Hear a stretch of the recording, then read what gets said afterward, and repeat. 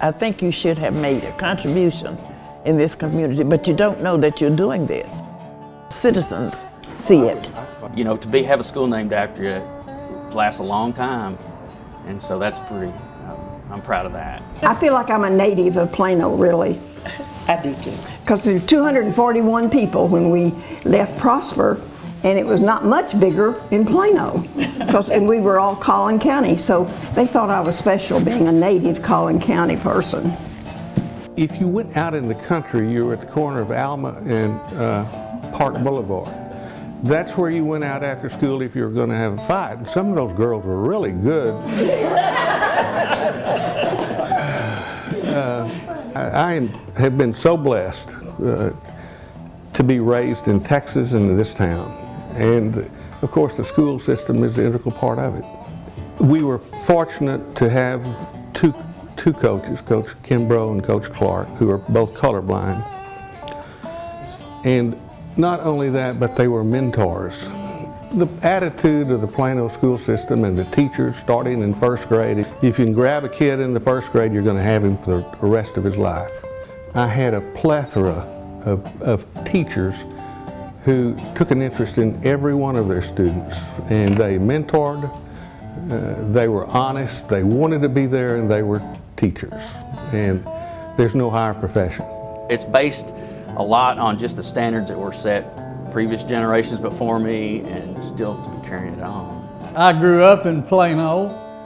My father was superintendent of schools here for about 47 years. School was right across the street from where I lived. I graduated in 1949. My wife's a member of that class. Here is a picture very young and then as a senior. My dad was so interested in having Plano reinstated in science that he took off the first period every day. He taught chemistry one year and physics the next. He really had a major influence on my brother and I because both of us wound up in education. And he made a decision. He said, "I'll never leave Plano." And he stayed here until he retired. He tried to place a heavy emphasis on academics. He enjoyed athletics a great deal. Tommy Kimbrough, yeah. He was the coach at Plano then, and I was principal at Highland Park High School. Father and son divided over this, and the game was played in Texas Stadium. There were 50,000 people there, and Plano was behind 28-0. They came back and won the game 29-28. Expectations is the legacy that stayed with me, and it's the thing that Dr. Hendry had for all the students. He wanted them to be successful in everything they did. He certainly wanted us to be successful in athletics, and he let me know that. We had some pretty good teams going, but one year we've graduated a lot of players, and so I thought I'd better prepare Dr. Hendrick a little bit, and I said, "Dr. Hendrick, we might not be quite as good this year. We lost a lot of players, and I just want you to remember that every Saturday morning you look at the paper that half the teams have won and half the teams have lost."